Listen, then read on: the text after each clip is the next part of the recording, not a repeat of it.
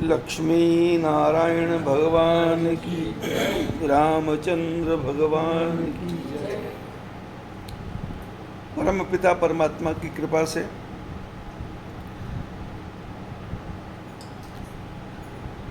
आज हम लोग तीसरी बार सत्संग कर रहे हैं। ऐसा लगता है जैसे रात दिन सत्संग में ही बीत रहा है। सत्संग का अर्थ है सत्य का संग। दिन के सत्संग में मैंने बताया था कि संसार में सत्य झूठ का कोई झगड़ा नहीं है। सत्य का सत्य से कोई झगड़ा हो ही नहीं सकता, लेकिन झूठ झूठ से लड़ रहा है।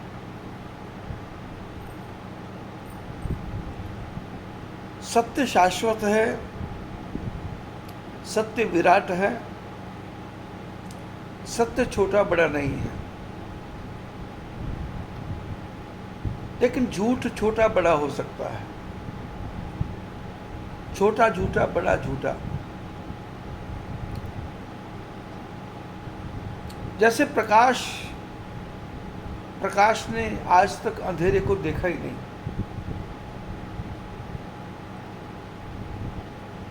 और अंधेरा जगह जगह शिकायत करता है कि मेरे को प्रकाश टिकने नहीं देता।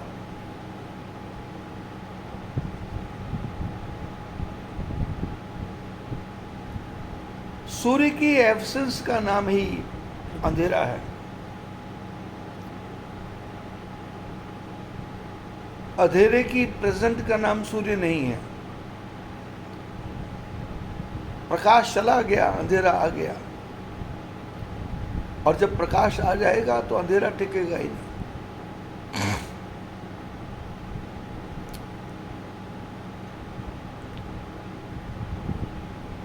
भारतीय संविधान में लिखा है सत्यमेव जयते। सत्य की विजय होती है, लेकिन यदि सत्य बोलने वाला चेष्टा करे कि मैं थोड़ा झूठ मिला दूं, तो सत्य के साथ यदि थोड़ा भी झूठ मिल गया तो सत्य पूरा ही झूठा हो जाता है। जैसे भोजन बनाया, बचपन में बच्चे आपस में चॉकलेट मिलती थी भाई बहनों को, तो भाई बहन चीटिंग करते थे। बड़ी बहन को छोटी बहन को नहीं देना है, बड़ी बहन को छोटे भाई को नहीं देना है, बड़े भाई को छोटी बहन को देने देना है। तो क्या करता था, चॉकलेट में जीभ लगा देता था, चॉकलेट झूठी हो गई।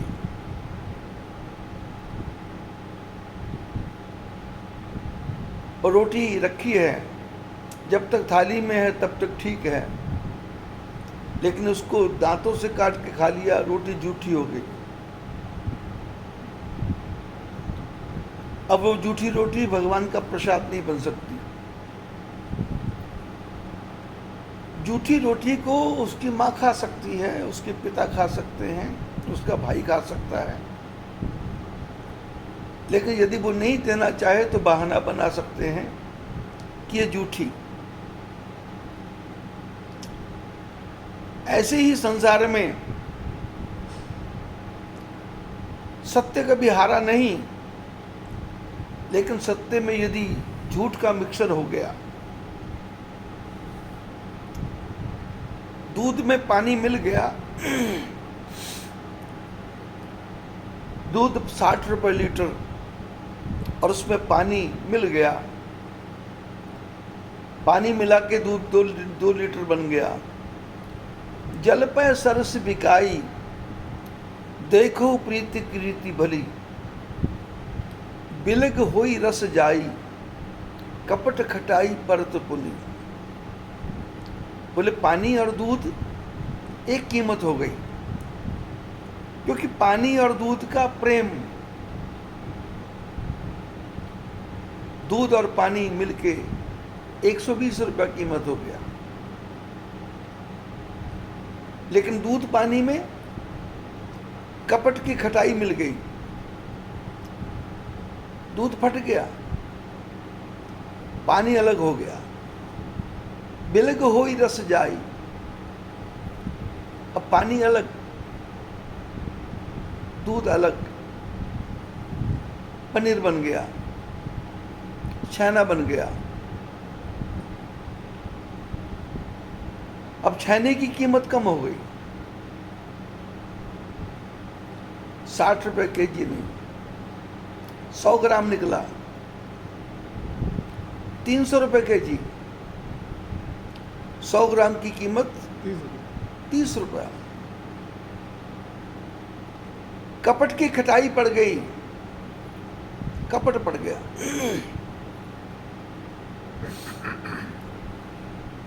पुराने समय की कथा है कि दो भाइयों में बहुत प्रेम था, गृहस्थी आराम से चल रही थी, एक साथ राशन आता था, एक साथ दूध आता था, एक साथ सारा सामान आता था। घर भी एक था बड़ा, आंगन भी एक था, और बाहर गाड़ियां खड़ी करने का, तांगा खड़े करने का, बैलगाड़ी खड़ी करने की जगह भी, स्पेस काफी था। और बाहर बड़ा सा गेट था, और गेट के अंदर आते ही मकान बड़ा, मकान के ऊपर दूसरी मंजिल, और वो ऐसी बनी हुई थी कि वहां ऊपर बैठ करके आदमी बाहर के पूरे स्पेस को देख सकता था कि बाहर से कौन आ रहा है, कौन घुसा। घूम के कहीं जाना नहीं पड़ता था। परिवार में इतना प्रेम, लोग चर्चा करते, भाई हो तो ऐसे, परिवार हो तो ऐसा, इकट्ठे खाते हैं, इकट्ठे रहते हैं,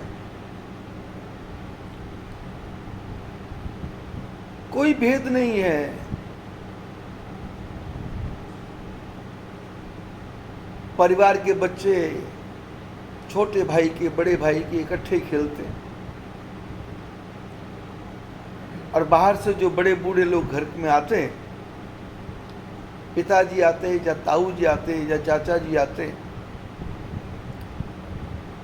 तो वो फल सब्जी इकट्ठा ही लेके आते हैं।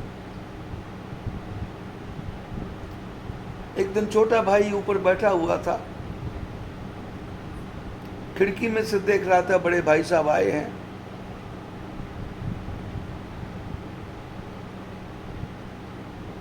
और इतने में दोनों के बच्चे, बड़े भाई का बच्चा, छोटे भाई का बच्चा, भागते भागते ताऊ जी के पास पहुंचे। किसी का ताऊ था, किसी का पिता था। अब जो भी घर में आता था तो वो बच्चों के लिए कुछ ना कुछ लेके आता था, टॉफी लेके आता था, चॉकलेट लेके आता था, फल लेके आता था। आम का सीजन था, और जो आने वाला ताऊ था या पिता था, उसके दो हाथ में 2 आम,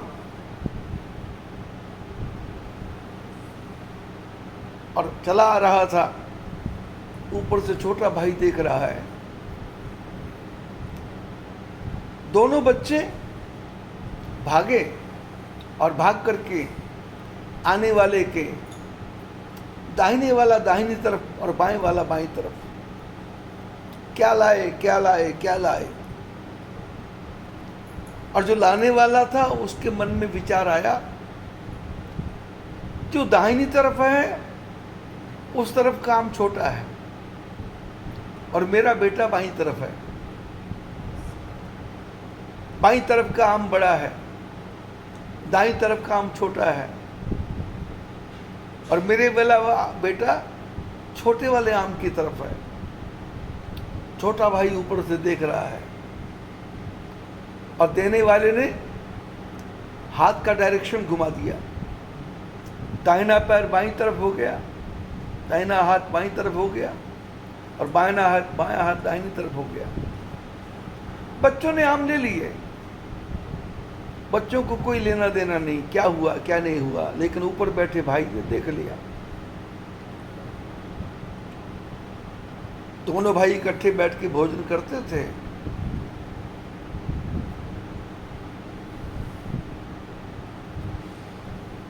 भोजन करना का समय आया, भोजन कर लिया। छोटा भाई कुछ नहीं बोला और भोजन करने के बाद में छोटे भाई ने कहा बड़े भाई से कि आपसे बात करना है। तो बड़े भाई ने सोचा दुकान के बारे में, धंधे के बारे में, संस्थान के बारे में, सोसाइटी के बारे में कोई बात करना होगा। दोनों भाई बैठे, बड़े ने पूछा क्या बात करना है। छोटे ने कहा बंटवारा हो जाना चाहिए।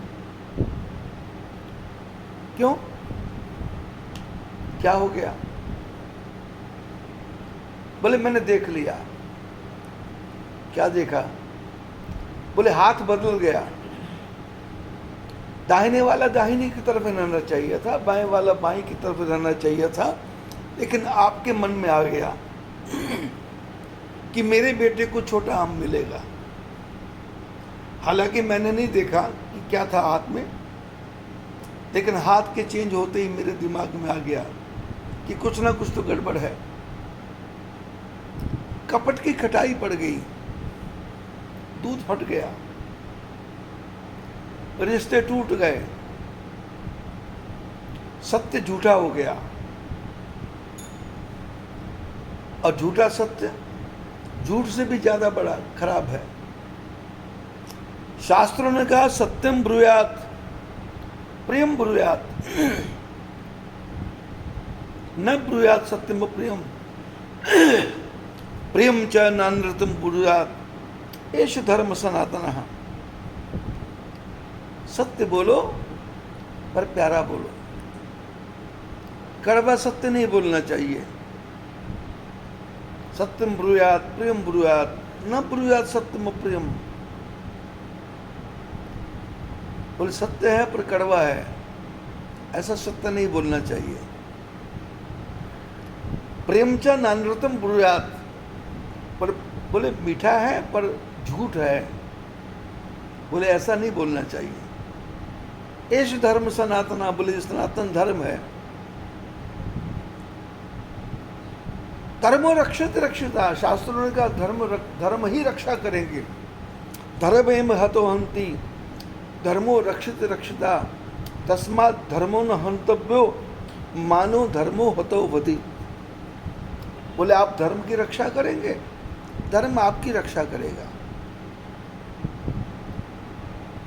आप धर्म की रक्षा नहीं करेंगे तो धर्म का कुछ नहीं बिगड़ेगा, आपका सब कुछ बिगड़ जाएगा। उन्होंने उदाहरण दिया, धर्म क्या है? बोले धर्म चौराहे पे खड़ा हुआ सिग्नल है, लाल पीली हरी बत्ती। लाल का मतलब रुको, पीले का मतलब अलर्ट हो जाओ, और हरे का मतलब चलो। लेकिन आने वाले ने कहा मैं नहीं मानता, तो लाल पीली हरी बत्ती जलती जाएगी, लेकिन जो नहीं मानने वाला है वो घर नहीं हॉस्पिटल पहुंच जाएगा। बत्ती तो फिर भी जलती रहेगी। धर्म तो यूं भी चलता रहेगा। जो धर्म को नहीं मानेंगे, समय आने पे काम वातावरण खराब हो जाएगा। वैद्य डॉक्टर हकीम अपने मरीज को देख करके दवाई देते हैं। कुपथ मांग रुच व्याकुल रोगी, वैद्य न देहि सुनो मुन योगी।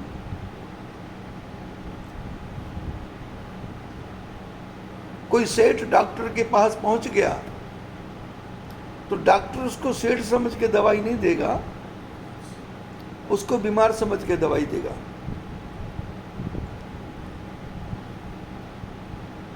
रोगी यदि डॉक्टर को पूछे क्या खाना है तो जो सच्चा डॉक्टर है वो रोगी को सीधी सादी भाषा में समझाता है कि जो आपको अच्छा लगे वो नहीं खाना, जो आपको अच्छा नहीं लगे वो खाना है। आइसक्रीम अच्छी लगती है, बोले नहीं खाना, अपने आप सोच लो क्या क्या अच्छा लगता है, लेकिन जीभ मानती नहीं है। बोले रोगी तो कुपथ मांगता है पर वैद्य कुपथ देता नहीं है। वैद्य कहता है कि मेरे को तुम्हारा इलाज करना है, मेरे को तुम्हारे शौक पूरे नहीं करना। धर्म भी कहता है कि मेरे को तुम्हारा जीवन सुधारना है। जीवन की गाड़ी अच्छे ढंग से चले और जीवन की यात्रा ऐसे चले, काम अच्छा कर लो, अच्छी जिंदगानी आपकी, लोग भी सीखे सबक सुनकर कहानी आपकी। बोले ऐसा काम करो कि लोग उदाहरण दें, ये आदमी ऐसा था, अपने वचन का पक्का था, अपने शब्दों से पीछे नहीं हटता था और अपनी डायरेक्शन से अलग नहीं जाता था, दूसरों की बातों में नहीं आता था,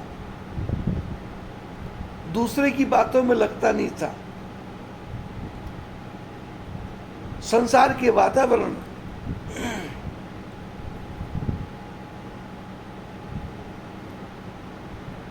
भरत जी ने वशिष्ठ महाराज से पूछा कि मेरे को कैसे चलना है, तो गुरुदेव ने कहा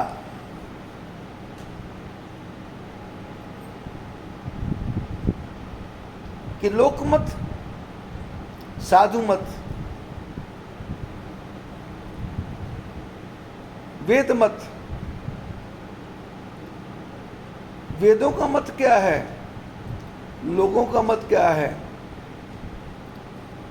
और साधुओं का मत क्या है,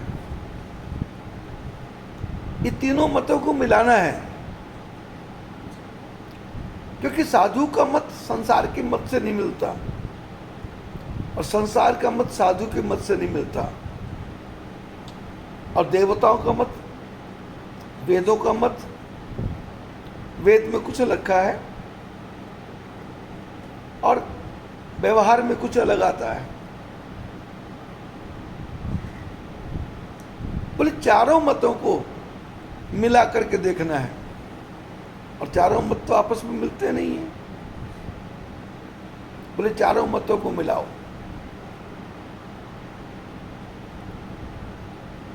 भरत जी, राम जी को राज्य हो गया और भरत जी ने घोषणा कर दी कि संपत्ति सब रघुपति की आही, सारी संपत्ति राम जी की है, इसलिए संपत्ति सब राम जी को देना है। अयोध्या के लोग प्रसन्न हो गए,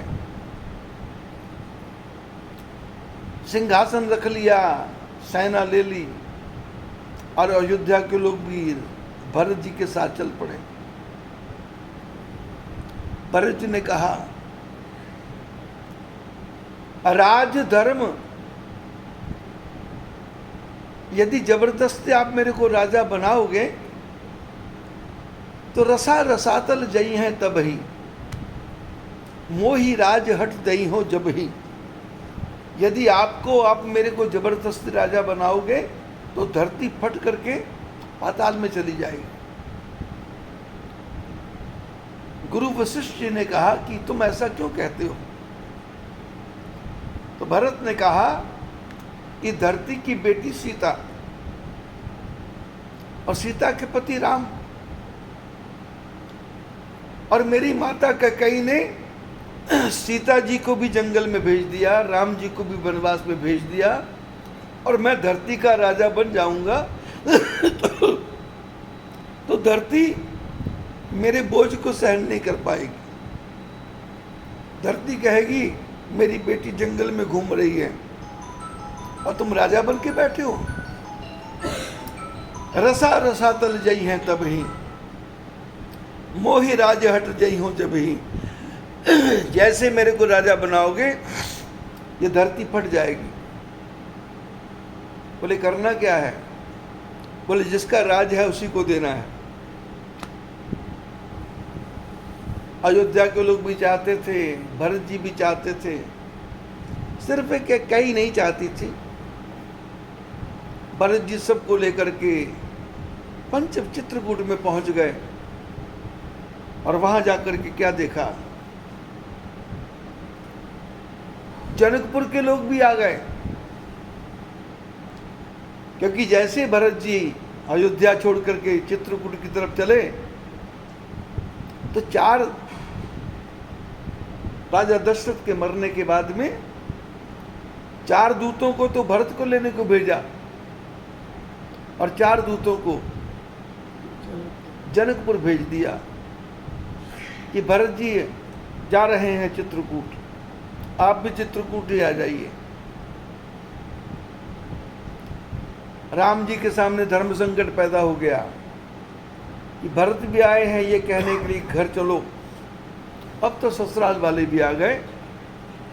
अयोध्या वाले प्रसन्न हैं कि अब ससुराल वाले आके तो यही कहेंगे दुनिया की दृष्टि में कि हमने बेटी दी थी राज करने के लिए और तुमने बेटी को जंगल में लेकर के आ गए। हमारा कहना राम नहीं मानेंगे तो जनकपुर के लोग तो कहेंगे कहेंगे, जनक राजा तो कहेंगे कहेंगे, जनक की माँ तो कहेगी कहेगी, और जब कहेगी तो राम जी को बाध्य होकर के, मजबूर होकर के अयोध्या वापस जाना पड़ेगा। समय व्यतीत हुआ।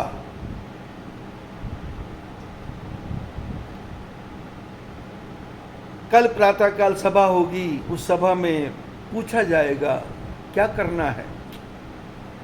भरत जी को रात को नींद नहीं आ रही।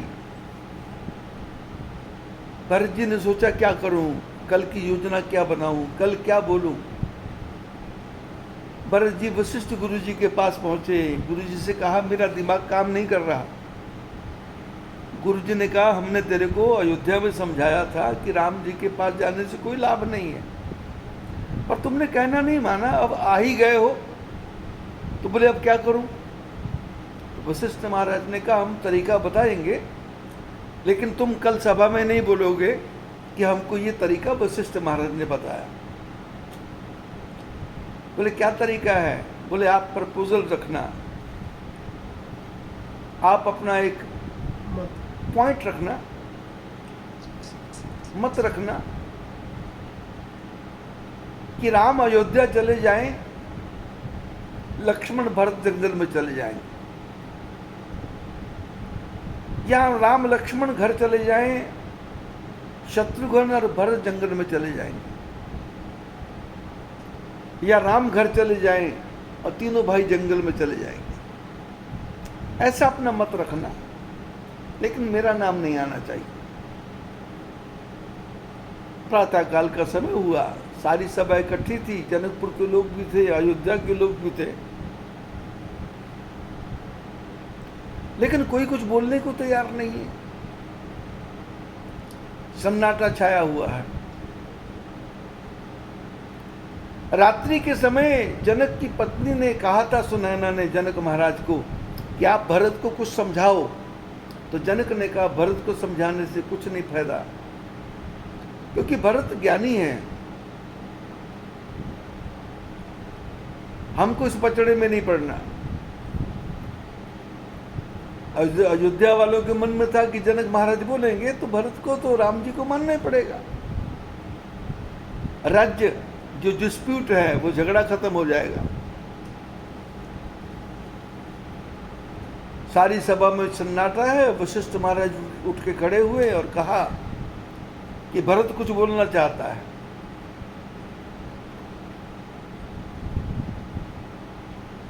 राम जी खड़े होके बोले कि भरत कहे सोई किए भलाई, अस कहे राम रहे अरगाई। जो भरत कहता है उसी को करने में भलाई है। ऐसा कह करके राम जी चुप हो गए। लोगों ने भरत को इशारा किया कि अब तो तुम्हारा नंबर है। राम जी ने कह दिया भरत जो कहेगा। वो मानने को तैयार है। और भरत जी ने वो जो रात की जो बातें थी वो सब रट दी, एकदम बोलना शुरू कर दिया, ऐसा नहीं तो ऐसा, ऐसा नहीं तो ऐसा, ऐसा नहीं तो ऐसा। राम जी देख रहे हैं। भरत जी ने समझ लिया कि राम जी पूछना चाहते हैं ये तुम्हारे पास दिमाग आया कैसे। तो भरत ने जल्दी में बोल दिया कि ये मेरे को गुरु जी ने रात को बताया था। गुरु जी साइलेंट हो गए कि ये क्या है। अरे रात को समझाया था कि मेरा नाम नहीं आना चाहिए। राम जी ने कहा भरत ने जो कहा वही करूंगा। लेकिन भरत, मैं अयोध्या वापस चला जाऊंगा, लेकिन तुम बताओ क्या राजा दशरथ जिंदा हो जाएंगे? बोले नहीं। क्या तीनों विधवा रानी सधवा हो जाएंगी? बोले नहीं। बोले बस एक बात होगी दुनिया में कि पिता वचन के लिए मर गया पर बेटों से वचन का पालन नहीं हुआ। तुम्हारी भी बदनामी है, मेरी भी बदनामी है। तो भरत ने कहा इसका हल क्या है, सॉल्यूशन क्या है? तो राम जी ने कहा बस इतना काम करो, सेवहु अवध अवध भर जाए।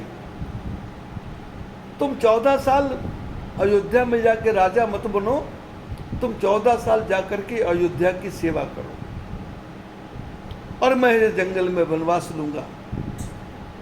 दुनिया में तुम्हारा भी नाम होगा, मेरा भी नाम होगा, समस्या का समाधान भी हो जाएगा। और संसार में जो हमारा नियम है कि रघुकुल रीत सदा चली आई, प्राण जाहे वर वचन न जाई। हमारे प्राण चले जाते हैं पर अपने नियमों का पालन करते हैं। तुम्हारा भी नाम होगा, मेरा भी नाम होगा। जो भरत जी जिद में अड़े हुए थे कि राम ही राजा बनने वाले हैं, राम को ही राजा बनाऊंगा, वो भरत प्रभु करी कृपा पावरी दीनी, सादर भरत शीस धर लीनी। भगवान ने अपनी पादुका दी, पुलिस पादुका को जाके गद्दी पे रख दो और मैं 14 साल बाद आ रहा हूं। भरत जी पादुका लेकर के वापस आ गए।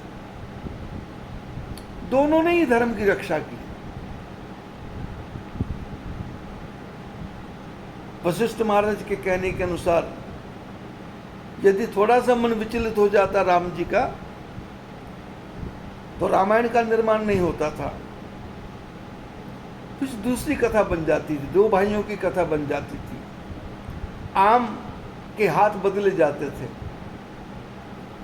लेकिन जब मन में प्रेम है, मन में करुणा है, मन में सिद्धांतों की बात है तो हाथ बदले नहीं जाते। चॉकलेट छोटी बड़ी नहीं आती और दोनों के बच्चे बराबर रहते। मैं हैदराबाद में गया था, गुजराती परिवार था, 7 भाई थे। उनके पिताजी, 30-35 साल पुरानी बात है,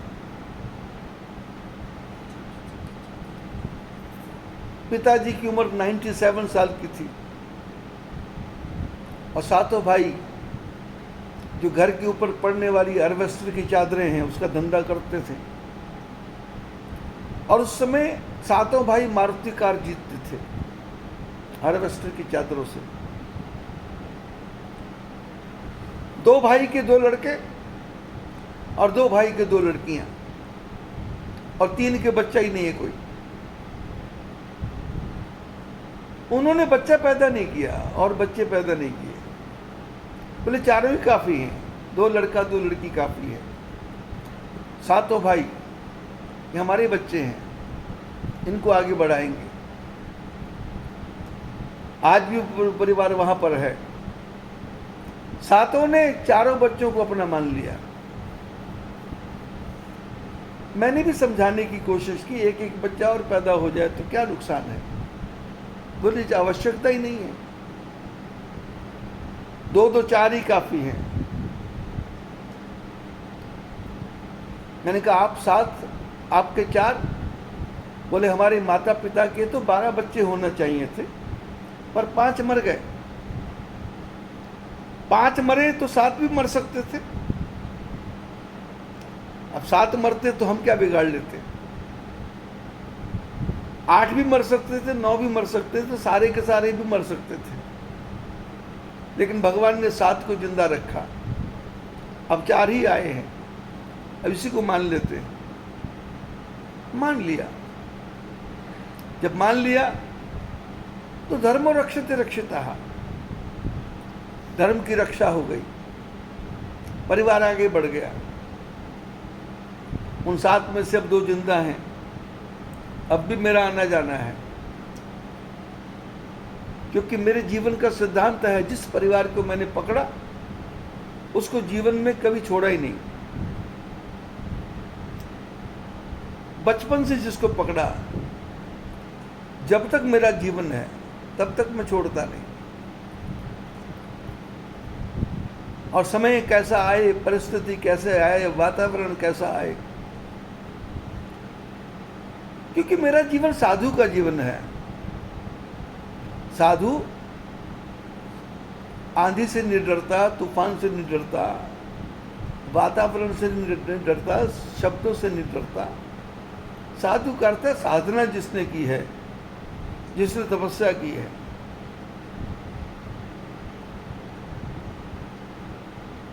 कोई आमों से भरा हुआ पेड़ था, एक आदमी उस पेड़ के नीचे गया तो देखा सुंदर सुंदर आम लगे। पिछले साल भी देखा था तो आम लगे थे। ये आदमी आम के पेड़ से बोला कि तुम कितने भाग्यशाली हो, तुम्हारे ऊपर हर साल जवानी आती है और मेरे जीवन में जवानी एक ही बार आई। मेरा यौवन मुझे दोबारा मिल न सकेगा। सरसों सी अंगुलियां हिलाकर संकेत में वह यूं बोला, मित्र प्रकृति के नियमों की यूं दो ना दुहाई, होड़ ना बांधो तुम यूं मुझसे। पेड़ ने कहा आदमी से कि मेरे से बराबरी मत करो। तुम मेरी जवानी आई हर साल, तुमको जलन हो रही है और तुम चाहते ऐसी जवानी तुमको भी मिले, मिल सकती है। बोले कब? पेड़ ने कहा जब बरसात आई थी तुम छाता ओढ़ के चले थे, जब सर्दी पड़ी थी तुम गर्म कपड़ों में बंद हो गए थे, जब गर्मी आई थी तुमने खस की टट्टियां लगा ली थी, खस के पर्दे लगा लिए थे, पर मैंने खस के पर्दे नहीं लगाए। मैंने छाता नहीं ओढ़ा। सर्दी में, गर्मी में, हेमंत में, शिशिर में, बसंत में मैं एक जैसा रहा। मैं प्रकृति से लड़ता रहा और जो प्रकृति से लड़ता है प्रकृति उसको फल देती है। ये मेरे ऊपर जो फल लगे हैं मेरा इनसे कोई प्रेम नहीं है। मेरे ऊपर मंजरी आई थी और घर के मालिक ने देखा था पेड़ पे मंजरियां आई है तो सोचा था 200 क्विंटल आम लगेगा, लेकिन मेरे को विश्वास नहीं था कि 200 किलो लगेगा, पर मैं सुनता था। इतने में तूफान आया, मंजरियां झड़ गई, आम तो 20 क्विंटल ही आए, लेकिन फिर ओले पड़े, आम झड़ गए, 20 किलो ही आम रह गए। मैं 20 किलो में खुश हो गया क्योंकि मेरे को तो 20 किलो की भी आशा नहीं थी। चलो 20 किलो तो आया, कुछ गया तो नहीं। और तू मनुष्य है, तेरे को थोड़ा सा घाटा पड़ जाता है तो घबरा जाता है, तेरा कुछ चला जाता है तो रोने लग जाता है, तेरे को कुछ हो जाता है तो छाती पीटने लग जाता है, तेरे जीवन में कुछ उठापटक हो जाती है तो भगवान को उठा के फेंक देता है। मैं कभी भगवान को दोष देता ही नहीं हूं। मैं कहता हूं बरसात को सहन करना मेरी आदत है। ऐसे ही सत्य कहता है, धर्म कहता है सहन करना सीखो। और साधु सहन करता है। काट कूट धरती सहे, खोद खाद धरती सहे, काट कूट बन राय, दुष्ट वचन साधु सहे, और न सहा न जाए।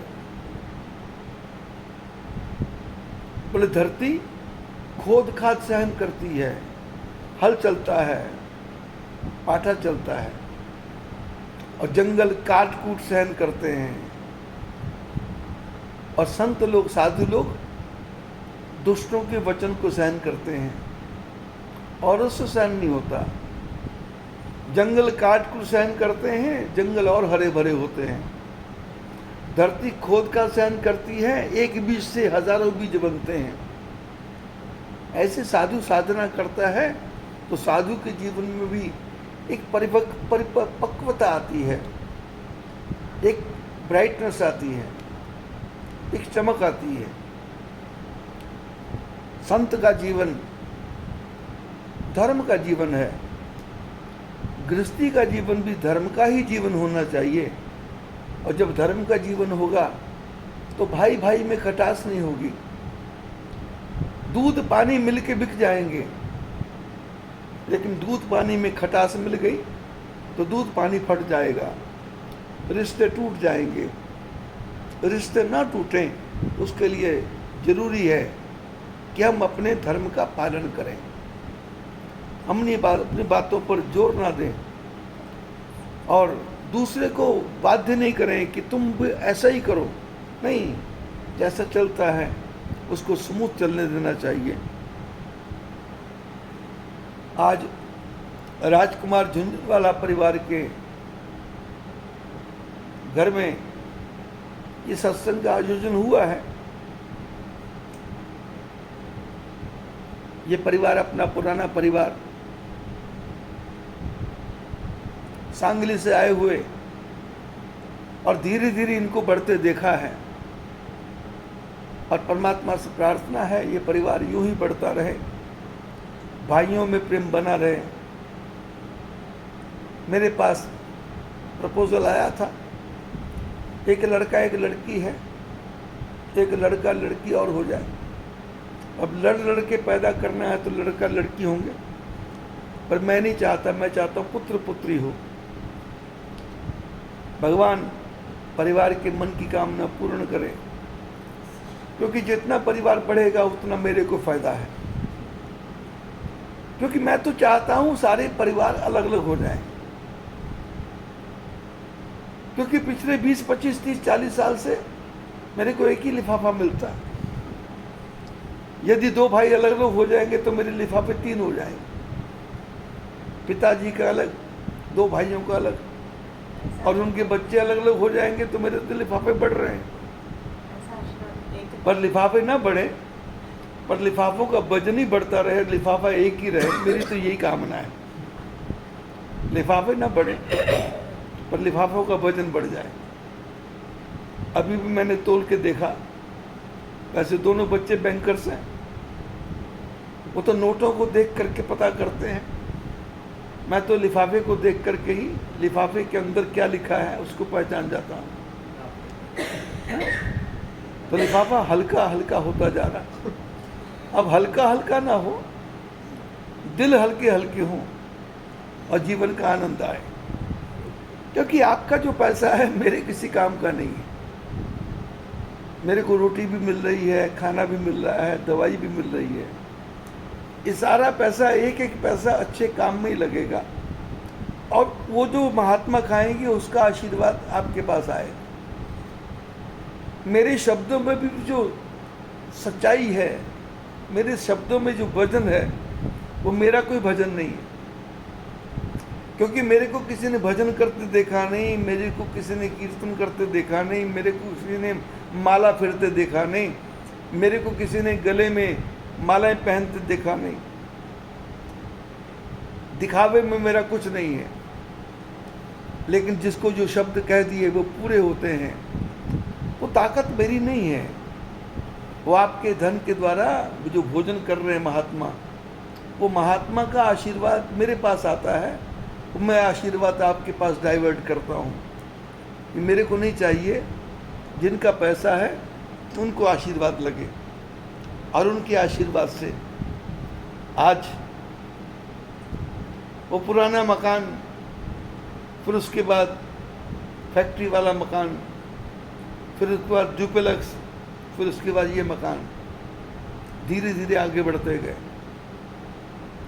और इसके बीच में कई झंझावात भी आए। हमारा तारामती का झगड़ा भी चला,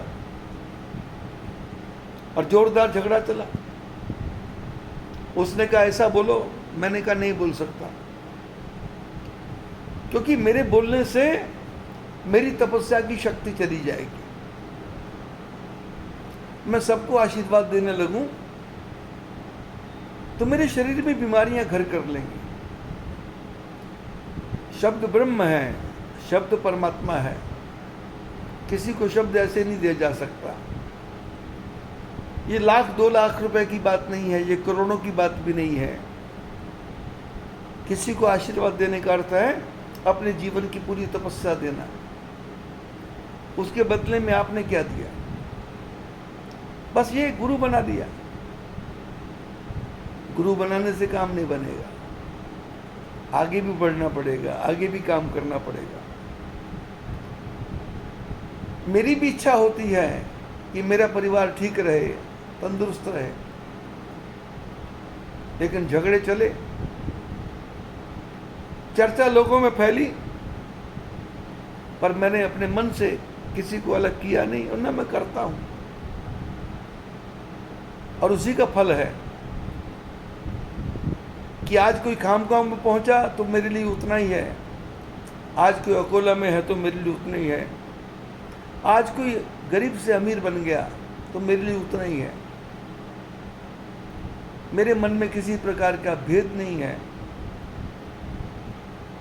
लोगों ने मेरे को कहानियां सुनाई और मैंने सुनी भी, और मेरे को पता है कि एक आदमी का शब्द दूसरे के पास जाएगा तो उसके अपने शब्द मिल जाएंगे, 2 की बातें तीसरे में जाएगी तो उसके भी शब्द मिल जाएंगे। अब कहने वाला किस स्टाइल से कह रहा है, मेरे को विवेक से सुनना है, विचार से सुनना है, और विचार से सुन करके मेरे शिष्यों का बुरा ना हो, ऐसा मन में विचार करते रहना है। परमात्मा इस परिवार को आगे बढ़ाए, खूब खुशियां हो, आनंद हो। सच्चिदानंद भगवान की जय।